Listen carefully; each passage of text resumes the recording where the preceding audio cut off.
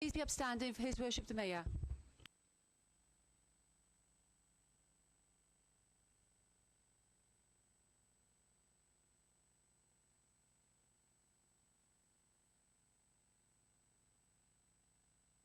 Thank you very much. Be seated.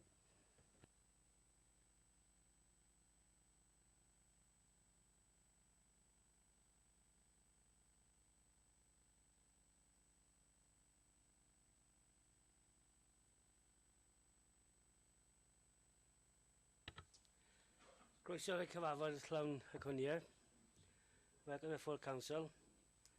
Please note that this meeting will be recorded for subsequent broadcast via the authority's internet site. The images and sound recording may also be used for training purposes within the authority. The public seating areas will be in view of the camera, and by entering the chamber and using the public seating area, members of the public are consenting to be filmed and to the possible use of images and sound recordings as outlined above. We're going to the agenda. Agenda 1, apologies for absence. Thank you, Mr. Mayor. Councillor Jeremy Davis won't be able to make it tonight. I have no other apologies, Mr. Mayor.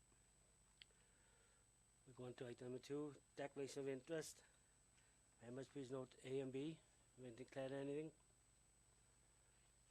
Councillor Davis. Yeah, after declaring interest, my wife is a council employee.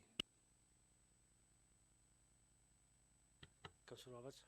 Yeah, I've asked for clarity on this because we're not dealing with individual staff members. It's just a Section 188 letter. So I don't think I have to declare an interest. Is that correct? That's right. Councillor Roberts had sought some advice on that, and that was the advice that I gave him. So you can take that as applying to you as well, Councillor David.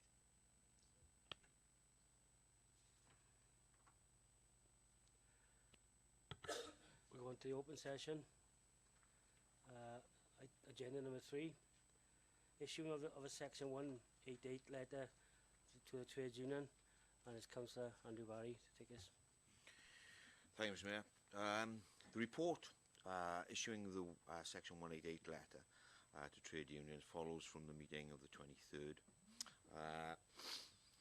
We hear with Section 188 seeking approval to start a 45-day consultation exercise on how to make savings, and not to sack 100 staff, as Radio Wales pointed out apparently tonight.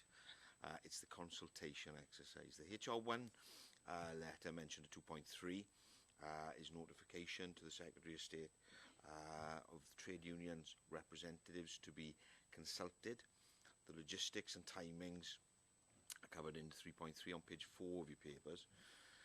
The implications of the Section 188, which are considerable, are outlined at 5. The Section 188 is at page 9 to 18 for you to check on of your papers. Page 9 to 18. The report and HR1 notification tells of 100 voluntary compulsory redundancies. We currently have 36. Out of the business cases you saw, you'll know that there were 14 positions that were covered from the business cases, 7 of which were vacant posts. We have Fran with us tonight who can clarify the numbers. It's in the report. But if you want to see clarification, we've got Fran with us. I'll take you the recommendations. 2.1, consultation with the recognised trade unions be approved. 2.2, the issuing of the Section 188 letter on the 7th of November 2019, which is attached to Appendix 1, so as to legally protect the council, be approved. 2.3, the notification of the Secretary of State for Business, Energy, Industrial Strategy on Form HR1 of the potential 100 voluntary redundancies, compulsory redundancies, be approved. I move, Mr. Mayor. I second, Mr. Mayor. Any questions? Councillor Jones. Thank you, Mr. Mayor. I've got questions on page 5, 10 and 14. Can I take you to page 5, paragraph 5.7? I'll read the first part of it, and it states, as a minimum, consultation must be undertaken with a view to reach an agreement on ways and means of avoiding the dismissals, reducing the number of dismissals and mitigating their consequences. Could I ask if this is approved tonight as to whether the council will be kept informed as a full council of the progress or otherwise with the discussions with the trade unions? Okay, so as council previously knows, any business cases that affect staff or any savings within the service area automatically come up to council for approval in the first instance before any negotiations are entered into in relation to compulsory or voluntary redundancies. So yes, council will be kept fully updated in relation to all business cases. Okay, thank you for that. Can you take it to page 10? And it's approximately the paragraph under the 4 dots there in the middle of the page. And I'll read the whole of this. It says the letter also gives consideration to other possible implications which could have a substantial impact for all employees in Merthyr County Borough Council as a result of the Council's corporate sustainability workstream, and in brackets, for the purposes of this letter collectively known as the proposals. All MTCBC employees are affected by the proposals. Can you confirm that what we are talking there are the various business cases? Because when we discussed this previously, section 188 letter, there were 6 proposals that were attached to it. And as you know, that wasn't accepted. So can you explain to myself and the rest of the council exactly what you mean by the proposals, please? Okay, so the proposals are those proposals that have been agreed by council over the last 3 weeks in relation to those 17 staff that Councillor Barry referred to. No, 14 staff, sorry, that Councillor Barry referred to. And can I take to page 14? This is under the heading Mitigating the Effects of Potential Redundancies. The 4th dot down says outplacement support. Could you explain what that is, please? Okay, so outplacement support is a support service that the local authority provides to members of staff in relation to pensions assistance, where we've had the unions undertake pension seminars with the local authority. We've had officers from RCT come over to undertake pension seminars with the local authority, and it's any support the members of staff require in order to facilitate their ongoing work placements with the local authority. So whether that be CV writing or anything else like that, interview questions, that type of support package. Thank you for that. My last question, I don't think it'll be one of the officers will answer it, I presume. It's the last dot on that page, the last sentence, right on the bottom of page 14, under the last dot. And it says, and it refers to the council's arrangement with reviewing the council arrangement with agency staff. Last sentence reads, as you will be aware, financial work is currently ongoing to establish the differential between employing resources directly and via agency arrangements. Could I ask as to what's the progress of that, and when the report is going to be expected to come before full council? Okay, so there has been considerable amount of work being done at the moment within the waste services area in relation to agency staff and our employees.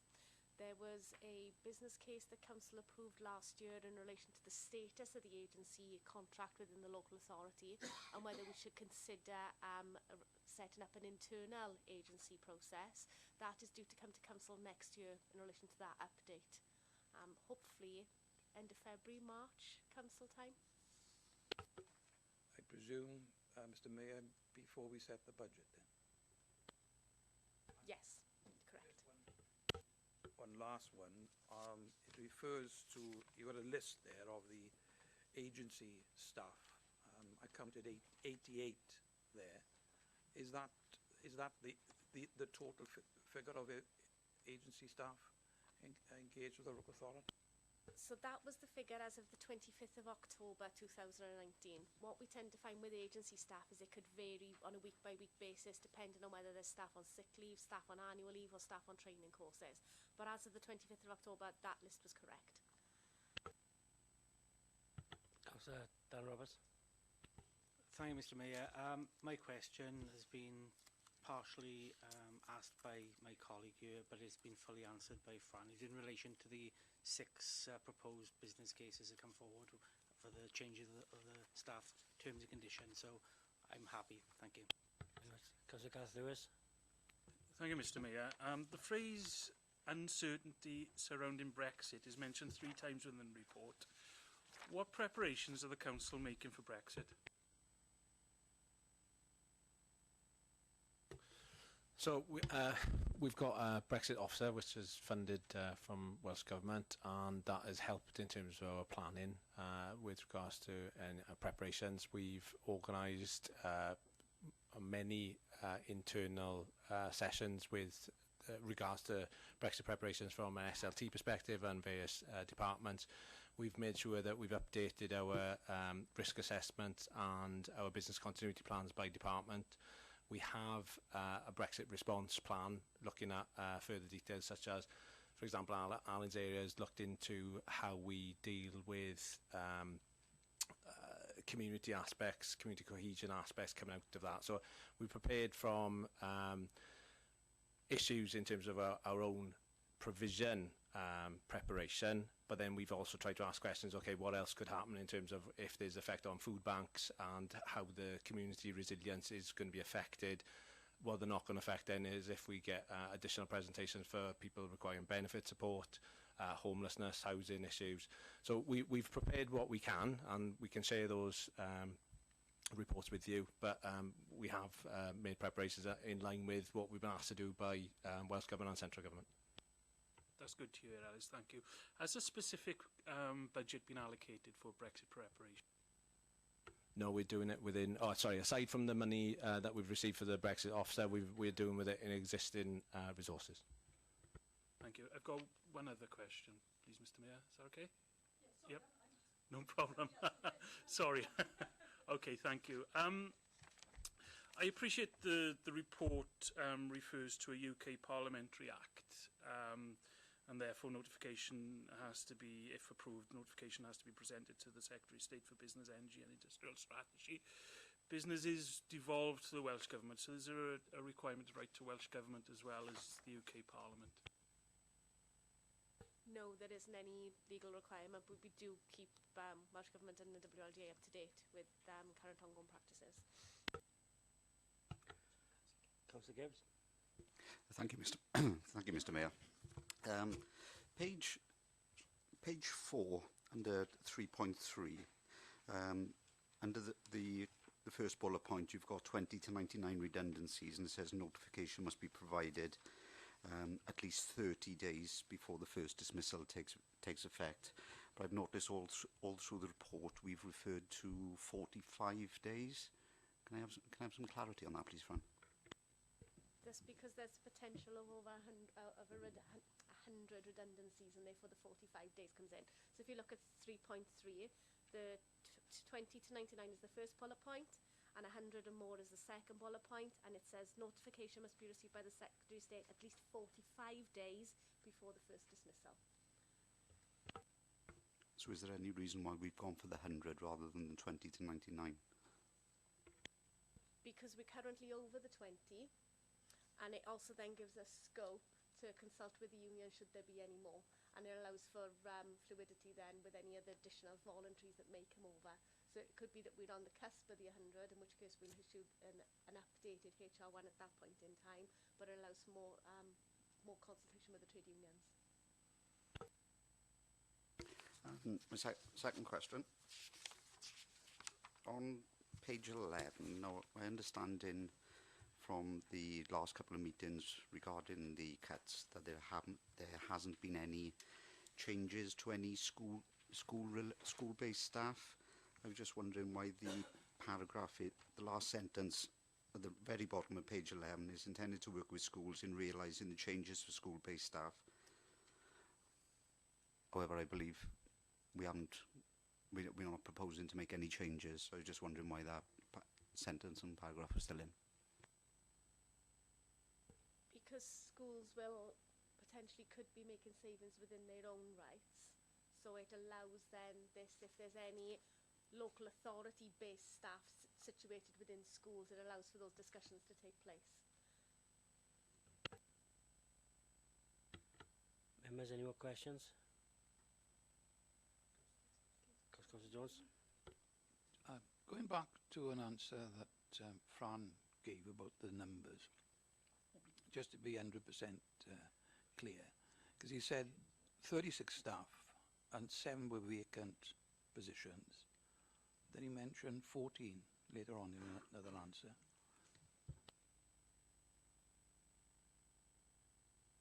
So there's 14 currently under the business cases that have been approved by the council. There's then 2 within the Disabled Facilities Grants team. There's 11 staff currently within the care homes that have been issued the voluntary redundancy notices, and then we currently have 9 applications sitting on our bumped redundancy list, which potentially could be approved with business cases going forward. So that's where the 36 figure comes from at the moment. Councillor Lewis? Thank you, Mr Mayor. On page 10 of the report, approximately halfway down, it states that all MTCBC employees are affected by the proposals. The word affect is in inverted commas. Can you elaborate on that statement, please? Because the trade unions represent all employees within the local authority, so they would have the latitude to consult with all employees of the local authority. So therefore, it's not just a specific group; it's all the employees that the trade unions represent. Any more questions? Councillor Skinner? It was just a bit of clarity really, Fran, because it's gone round and round a little bit and I'm getting confused. So Councillor Gibbs mentioned about why would we need to go up to the 100, and you've just clarified that 36 is the number we're looking at. Andrew started out by saying, oh sorry, Councillor Barry started out by saying that it wouldn't be 100. So I'm still not entirely sure why we didn't do the 20 to 99. Because 36 to 99 is you've got quite a lot of leeway. If we're looking at 36, the difference between 36 and 99 is plentiful, and I still don't understand why we're going for over the 100. Because it gives you the additional time to consult with the trade unions. So it's the extra days of consultation that this local authority is looking at. Because if you notice under the report, it's 30 days for the one set, and then it's an additional 15 days the minute you take it up over. Now those extra 15 days, consultation with the union could prove vital in order to mitigate those redundancies. If there are no questions, we'll go on to comments. Any comments? No, Mr Mayor. Can we put to the vote then, please?